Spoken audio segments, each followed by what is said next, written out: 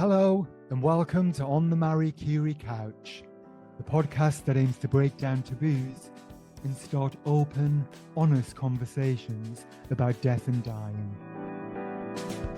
I'm Jason Davidson. I'm a social worker by profession, and I've worked in palliative care, hospice care, and bereavement support services for more than a decade. Each episode, we speak with a well-known guest to find out how they feel about their own mortality and how their personal experience of bereavement has shaped the way they live their life. Today, I'm on the Marie Curie couch with Milo McCabe. Milo's a comedian, actor and presenter. He's best known to millions across social media for his character Troy Hawke, the well-dressed sole member of the Greeters Guild, where he interacts with and greets high street shoppers and members of the public. A stand-up comic with over 10 years experience, Milo's appeared on many TV shows, including the BBC's Live at the Apollo.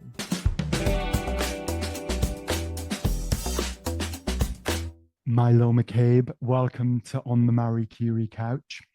Thank you, Jason. Pleasure to be here. How are you? I'm good. I've been hectic, but I've come to, I don't know if you have this, where you have little points in your diary that are kind of like goalposts almost. You go like, once I get to this bit, I know I've got a week where I can sort of wind down a little bit, and I'm in one of those. Well, listen, thanks for your time today and for joining me on the Marie Curie couch. And the aim of the podcast is to encourage conversations around death and dying. What we know in the work that we do is that if people are prepared for the end, and or if people are open to having conversations about grief and bereavement and death and dying, then outcomes can be improved for those who might be caring for someone with a terminal illness and or grieving themselves. And so to start our conversation today, Milo, can I ask, have you experienced bereavement in your life? Yes. My mum passed away in 2019. She was always family backbone, matriarchal, put the needs of others before her own person. And she got a diagnosis in 2015 of pulmonary hypertension, which is a sort of lung. She had an issue with her heart. And so it was out of the blue. She's always very, very capable and very, very, like, she never wanted any help from anyone for anything, sort of one of those type of people. And she got to the point where she'd be going on a walk and her lips had sort of slightly turned blue and she was out of breath. And she went for a diagnosis, and it all just like hit us that we got this diagnosis that she had this terminal illness, and she had an expectancy of about 2 years. And everybody went into, well, I can't, do you know what? I can't speak for everybody. I went into denial. Like, I'm such a sort of control freak that I'll kind of almost try and distance myself from things like that, almost on a conscious level.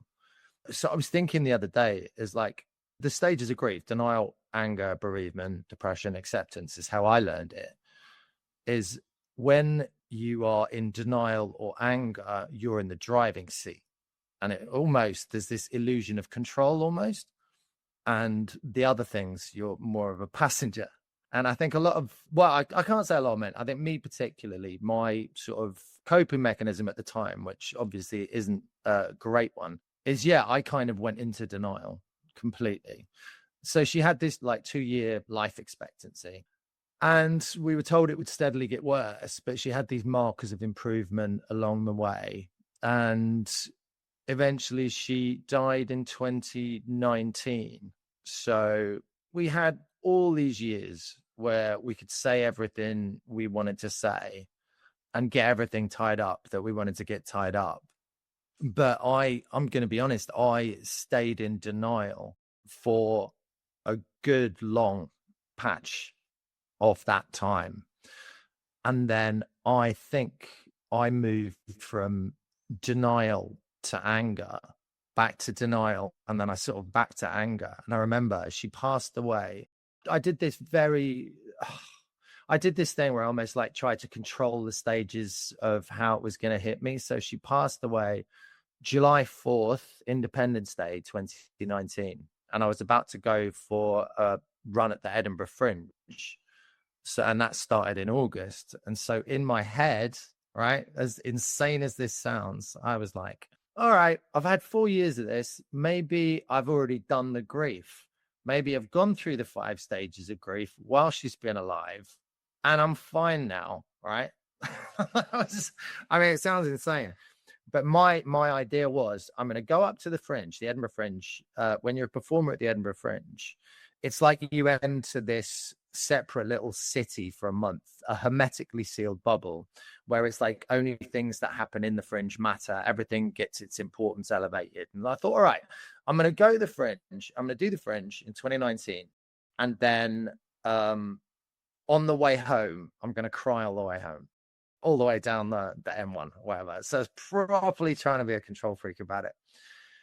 And then what was interesting is I realized that I was getting really angry for the first sort of week or two, because that was where my sort of grief was going, and little things were making me disproportionately angry.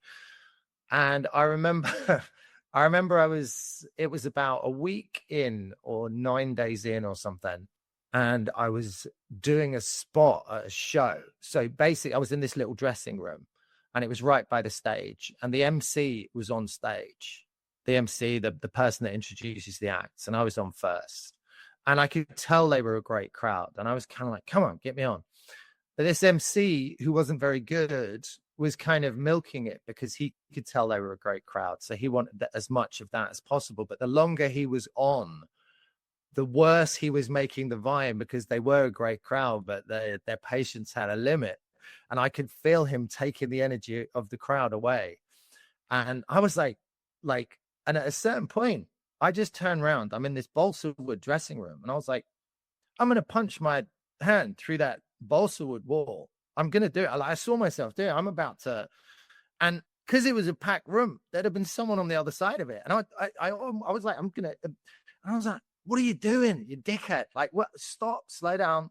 And suddenly I went, oh, shit, man, I'm not going to be able to sort of manage this at all. So my next step was, I thought, I'm going to find other people who've gone through this, and I'm going to talk to them now, like today, right? That was the first thing. So I went around like any time, and it wasn't, to be honest, it wasn't just any people who had been through it. You have very superficial conversations in Edinburgh. How you doing? Oh, good. You selling out your shows? Yeah. You got any reviews? Yeah, yada, yada. How many people have you? All this bullshit, right? All this industry bullshit. I made a deal with myself where I said, anytime anyone asks me how I'm doing, I'm just going to look them in the eye and say, my mum just died. I'm just going to tell them. And what happened then was amazing, because not only did I get less angry, but the responses I got from people were incredible. I would say 9 times out of 10 in that environment, taking the risk and looking people in the eye and telling them what was going on. Not only did they not run away, but I gave them the space to give something to me that was worrying them or upsetting them or grieving them, or allowing them a space to share the same experience with me. And it was incredible. It's interesting you describing the stages of grief as well. And I think, as you've just said, Milo, I think it's so individual to each person that often those stages, I think, they're not prescriptive. And so, you talked about denial, and actually what I was hearing, and this was before your mum died, I think you're talking about denial. What I was hearing was this was just too much to bear, you know?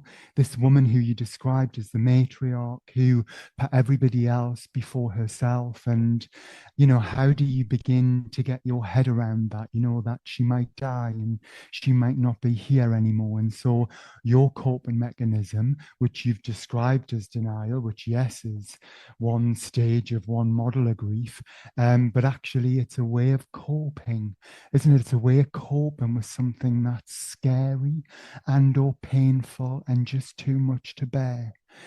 I felt really moved, Milo, when you spoke about starting to talk about your pain, and that you were, as you described it, you told others what had happened and that your mum had died.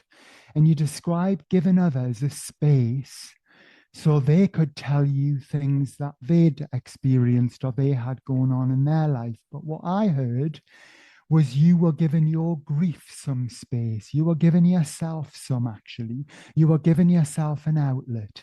It was beginning to come out, wasn't it? What was really going on. And you were, I suppose, maybe one could say you couldn't hold the pain in anymore.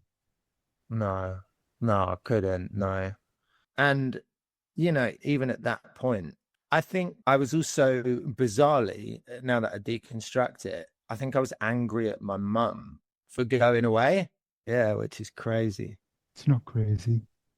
But I thought to myself, oh, I sort of had a few conversations with my dad where it sort of slipped and I burst into tears. And I think in my head, I was like, oh, that's dealt with now. That's done. I've got that out the way. And I hadn't actually. And I think what my brain did in the years following her death is I focused on some of the negatives about our relationship, almost again as a form of defense. I think I would, I'm not right. I won't put a feet mark around it because I know what you're going to say. I'm not going to say it sounds nuts, but like reasons to be annoyed by behavior, by things she did and stuff. And I did this for years. And I was even thinking to myself, like, why am I not sadder? Like, did I get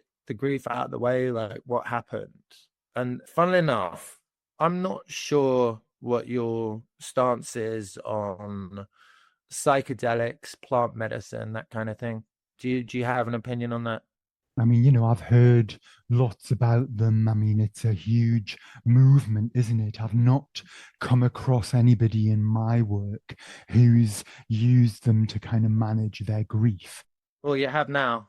Yeah. Sorry, that was very abrupt. It was very unexpected for me, but I didn't know what to expect. And funnily enough, this whole process, the plant medicine, it's like a sort of colonic irrigation almost for your soul, for my soul, or it was. And on one of the ceremonies, you've got nowhere to hide, really, is my experience of it. It's like a very efficient spring cleaning of all the things that you consciously, subconsciously avoid. And it kind of purges through you and cleans out, almost like the virus is out your hard drive, like whatever sort of purging analogies you want to So use. that's just to say, this is something that you drink, isn't it? Yes, yes. And it unlocked 6 years of repressed grief. And I had no idea the extent to which I had intellectualized my mum's death, not on a conscious level. It's almost like I'm very much an overthinker anyway, but in the back of my head, I think my brain is analyzing, making connections, drawing conclusions, almost sort of beyond my awareness. I had no idea how much I'd intellectualized her death to avoid the actual sort of pain of it. And it came out of me in like 45 minutes of just solid tears, grief, which was exhausting. But afterwards, I felt about 2 stone lighter. But what was interesting, and it's not for everybody, but what was interesting is I had no idea how much it was weighing me down till that happened. And the lovely thing for me was, now when I think about my mum, I don't think about the negatives, because I don't need to find a reason to be angry at her, and I don't need to find a reason to hold my grief off anymore or intellectualize it, because a load of it's come out. So I can think of her as she was, which was just this wonderful human being who was all about everyone else.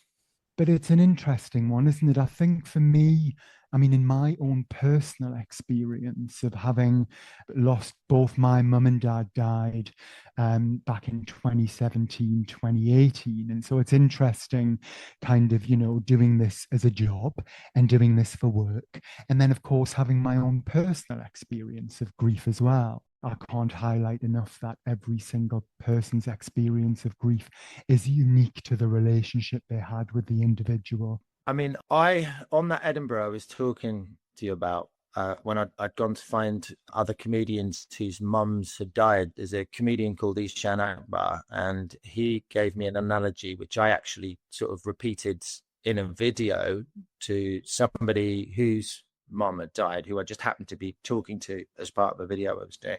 And he doesn't know, because I asked him, I was like, did you come up with that? And he said, no, he's read it somewhere. But the ball in the box analogy works for me, which is, you probably explain it better than me. No, you please do. All right. So there's a ball and it's moving around a box. And in the beginning, the box is small and the ball is huge. And every time the ball hits the edge of the box that it's rolling around in, you get some pain, you get some grief. So in the beginning, obviously, the ball's huge, the box is small, the edges of the box are getting touched as this thing is sort of bouncing around this box. But over time, the box gets bigger, the ball gets smaller, and the pace slows a bit. So it's still occasionally going to get you as it bounces around this box, but it's going to be less, but it's never going to stop moving around the box. And it gradually turns into something you can absolutely deal with. Exactly. So you're growing around it. As time goes on, as you begin to kind of reinvest in the new life that doesn't have mum physically in it anymore. Can I just ask, before your mum died, in those couple of years when she'd been diagnosed, she knew she was unwell, she knew she had an illness that was going to limit her life, and that, you all knew as a family. You described being in denial, not wanting to talk about it, but were there any conversations? Did she have conversations about her own death and dying? She was very much in denial as well. And she lasted 4 years, like 2 years beyond what she'd sort of been given initially. And she was fighting it so hard with every fiber of her being. She was doing everything she needed to do. She was eating all the things that advised. I think it was sheer will, because in her head, she was like, right, I've got to get to 70. So she was taking all of these pills, and I think the conditions for her physically were borderline intolerable. She had to have oxygen all the time. Really, she needed some sort of mobility scooter for movement, but she was too proud. So she was very, very attractive mum. She was very, very concerned about her appearance. So she'd have the sort of oxygen on, but she'd look impeccable. She'd be dressed impeccably. She'd be in the supermarket with the backpack with the oxygen and the thing. And funnily enough, if anyone stared too long, she'd be like, what the fuck are you looking at? she'd be a bit aggressive. And the thing with mom is, she was always like, originally she was a Scouser, but you'd never guess it because she came to London in the 60s. And she kind of always had this vaguely theatrical received pronunciation accent. So very, very much an inspiration or a source for a lot of what I do with Troy Hawk is from on 100%. Yeah, I don't think she fought it to the end. She absolutely fought it. And she didn't talk about death so much. We did have the conversation where I said, "You'll send me a sign, right?" She goes, "Of course I will, love." And she did, which is weird. Or like, I can't say she did, obviously, but something happened that I very much perceived as a very on the money sign, like, send me a sign, like, you know what I mean? So that happened. She went into an auditing process a little bit at the end where it's almost like she was doing a stock take of her life and everything like that. So we had a lot of conversations like that. And with parents, sometimes you'll hear the same sort of 5-8 stories on rotation. And then suddenly out of nowhere, for no reason, you hear a story that you've never heard before. And it's like, where was that one? I've heard the same, top 10 or whatever. And so I had all these other stories that she'd never told me, which kind of colored things in of who she was. And that was lovely. Did we actually talk about death? No, I don't know if we did.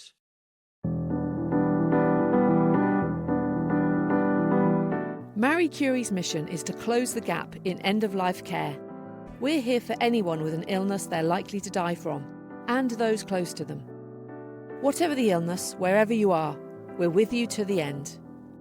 Find out more at mariecurie.org.uk. Did your mum talk about her funeral? Did she plan it? Did she have any wishes for a funeral? Had she written it down? Yeah, she wanted a humanist celebration. That was about it. She didn't dwell on it too much. We knew what her favorite song was. Well, her favorite songs. I think she picked songs she wanted to play. What I did want to say, I think, is the weirdest thing for me was the morning she died after, and she was in like insufferable pain. And I remember there'd been a couple of times I'd gone up there and I was in denial. And I remember the night before, I didn't realize it, but she decided that was it. And she was sort of a bit incomprehensible. And I was sitting at home, and what I should have done is I should have got in the car and driven. So she was, 3.5 hours away in Great Yarmouth. And what I should have done is driven over there, and I didn't. And then the next morning, she was, that was it. She decided to stop taking the pills. She decided to sort of turn the oxygen off. She was out. She didn't tell me that. She didn't say, "Yeah, come now. This is it. Like, you need to be here." That's still no excuse for me. I should have gone. I should have known. I should have gone over there and known and been there for her sort of last moments and stuff. And that's a regret. I think that's a regret, definitely. And that's difficult. It is. But the moment it happened, there was this really odd relief. Like, she was in so much pain. There was so much suffering. And so the second she passed away, there was this sort of weight went off me, which I then felt horrendously guilty about. Like, why am I relieved, for Christ's sake? Like, there's all this conflicting things. It's this torture that her body was putting herself through. It was over. It was done. This whole weight thing.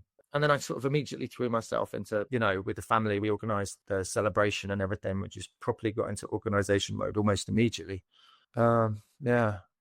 I was just going to say that, that difficulty when your mum made her own choices there at the end, didn't she? And then, there's that thing about when you can be left with guilt about, well, I didn't do this or I didn't do that. But actually, how do we balance that up with the fact that, she was making some choices around her own life and her own death? And I heard this really lovely quote from psychotherapist Julia Samuel over the weekend, and she talked about guilt. And she was saying how you could also look at guilt actually as kind of sign of love, because we feel guilty because we care so much or cared so much about the person. And I just thought that was a really nice way to look at it. Of course, it's not nice at the time when you're experiencing it and sort of beating yourself with a stick. But yeah, can I just ask, Milo, what's your mum's name? Oh, Patricia, but Pat McCabe. Thank you. But yeah, I don't think I grieve well at all. I think, looking back on it, and I know everyone does it differently, but yeah, there's a lot I do differently. What would you do differently? I would allow myself to feel grief. I would not be in denial. I would take myself, have a good look in the mirror and go, look, this is happening. See, it's 6 years ago, but I think I've thought about it so much. I know what I was doing. I was trying to feel like I was in control in whatever way I could of myself, in control of myself and my emotions and so on. And I think what I should have done is just not done that, allowed the sadness to come in, actually faced up to the reality of what was going on at the time. And I think the next time I'm in a situation like that, where I have, a relative who is going to pass away or has passed away, I think I've got a roadmap of what not to do. Yeah, If I mean, that I makes think, sense. yeah, it makes total sense. And I want to say, and, I just want to say, like, please don't be hard on yourself about that. What you've described, that thing about denial. I mean, the reason why all these big researchers, Elizabeth Kubler-Ross on our 5 stages of grief, who spoke to hundreds and hundreds and hundreds of people to be able to get to that point at the end where she was saying there are these 5 stages of grief, is because that's what the majority of people do. What you did is what the majority of people do.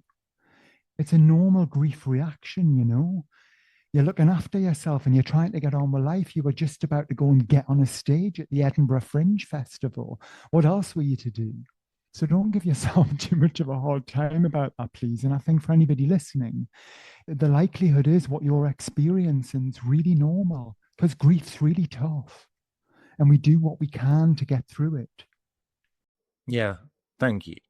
I'm just going to sort of change the conversation a bit. And I wanted to ask, Milo, do you ever think about your own death? Yes. Right. I'm not religious, but I am sort of open, and I'm gonna go out on a limb and say that having done this plant medicine, the key thing I got from it is not only how little we know, but how little we're supposed to know. And doing that made me a lot more chilled out about death. Whatever that stuff does connect with, whether it connects with a part of your subconscious that you previously don't have access to, or you're actually talking to ninth dimensional super beings, whatever that line of communication is, there's, for me anyway, and it's not, as I said, I keep like underlining this, it's definitely not for everyone, but for me, it made me a lot more relaxed about death. Very much so. Made me a lot more relaxed about everything. I hope and pray that I die before my children, obviously. Yeah, that's my big thing, I think. It's hard to talk about this without sounding absolutely batshit. I'm just open to any and all sort of concepts, theories of existence, basically. It sounds like you're curious about them, actually. It sounds like you're interested in them. I'm curious about everything. I think anyone who does sort of plant medicine in the right way is sort of on the same lines, or most people anyway. I'll just say this. I think part of it maybe is we're not supposed to know what's going on, and we're not supposed to know why we exist. And we're not, that's not the deal. It's the opposite. We're supposed to have experiences, and we're supposed to feel things, and we're supposed to not take everything so seriously. That's very easy for me to say, though. I'm not living in a war zone. I'm not in a position where my life is under threat. I've got everything I need. I'm very privileged like that. So I understand how that might sound. But yeah, I'm kind of, I don't know if you can see, I'm sort of furiously editing in my head as I'm talking to you.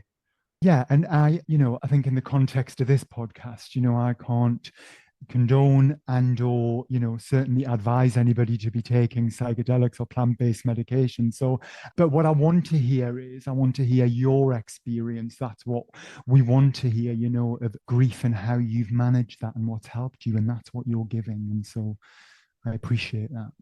I think also if I'm really going to put myself under the microscope, maybe I've been more open to the idea of spirituality as a form of comfort. So there is obviously that as well. So I'm not going to go out and say it's not a really convenient thing to think about. If I am thinking about death, Yeah. Yeah. But we come into like synchronicity, coincidences, signs, all of that kind of thing.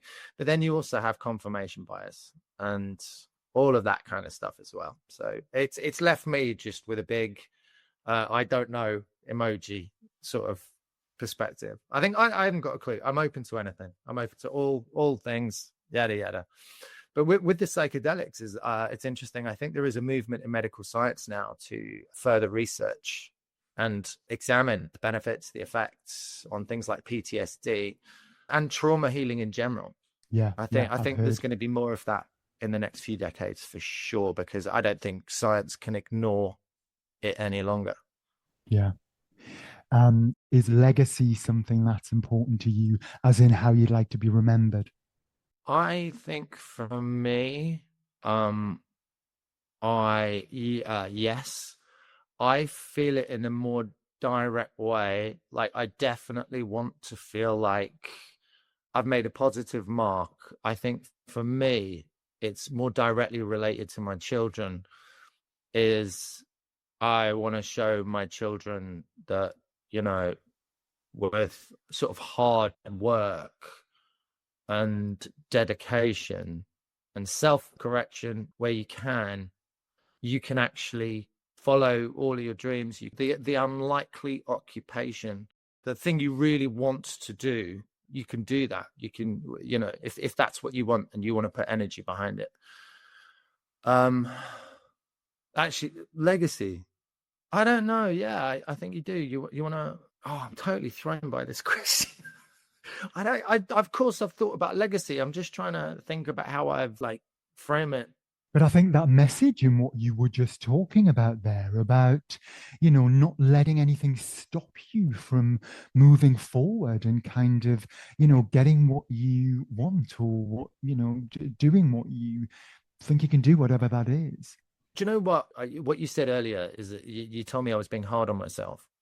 And I think one of my main drives is self-correction. Is like, I think nobody gains anything more than when they actually admit to themselves, yeah, I screwed up here. This is my mistake. I think the second you admit a mistake, the second you own it, truly it hurts a little bit, but then you've got this little opportunity for growth and not making the same mistake again. And after a couple of times of that happening, I don't know, I feel like people can unlock this sort of way to evolve and expand and understand things about themselves and other people that they never could before. And I think so much of it is owning your shit, basically, like admitting your own mistakes. And I think there is a middle ground though, between that and being too hard on yourself. Definitely. Yeah. Yeah. And I think, have some introspection, think about things, try and learn from mistakes and do things differently. Absolutely. I think all those things are really important, aren't they? And actually, what great messages to leave as a legacy. But, I think, as you've just said, yeah, there's a line between that and punishing ourselves. Because actually, I think if we're just stuck in punishment mode, we ain't going to learn that much. That's true. You've got a really lovely cadence to your voice. I can find it hard to focus sometimes, but the pacing that you deliver things, I heard every word. And as I'm speaking to you, I don't know if you've noticed, but I've actually slowed down my speech to match yours. And it's really nice. Thank you. Thanks. I've got one more question, Milo, and that is, how has it been today on the Marie Curie couch having these conversations? Really discombobulating. It's been really discombobulating, and I'm a self-admitted control freak, and I've felt myself become a passenger in your car for a little bit, and I've had to deal with my discomfort, but then you've been such a good driver, I've sort of allowed it to happen. And now I'm furiously going over in my head thinking, oh my God, did I say too much? Was I too self-indulgent? I'm going through all of that sort of process right now is the absolute honest answer. But I feel like I got a lot off my chest, and I feel good.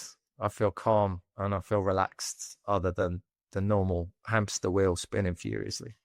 Did I manage to keep us both safe when I was behind the wheel? 100%. Yeah. Good.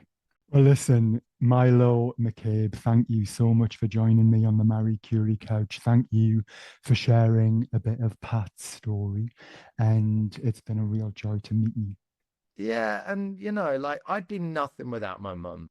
My mum, from birth, instilled in me this idea that, ignore my Shih Tzu, instilled in me this idea that I could do and be anything I wanted. Like, she hardwired that into me. I don't know how she did it, but I know she did it.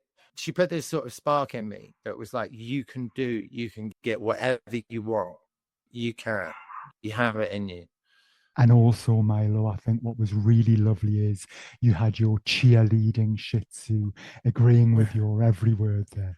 She did. Coco was right behind me. Yeah, she was right behind you. But that's so lovely. Isn't that lovely to take away, though, from your mum? But, Milo? you're talking about legacy. That's it. I think my job now is to put into my kids that spark that she put into me, this idea that I can get anything I want, like with hard work. And that's going to be her legacy that I'll pass down to my kids.